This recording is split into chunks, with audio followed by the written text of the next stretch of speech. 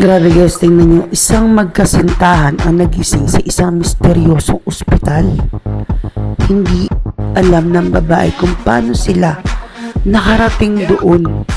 Sa una parang napansin nila na may kakaiba sa kanilang katawan. Ang babae na hindi niya alam na isa pala siyang eksperimento ng AI. Ito yung guys yung ginagamit sila upang maging sandata.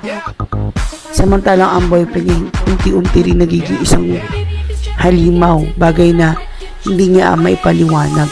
Habang sinusubukan nilang alamin ang nangyayari, nadiscover nilang sila pala ay bahagi ng lihim ng eksperimento at hindi sila yung unang sumailalim dito.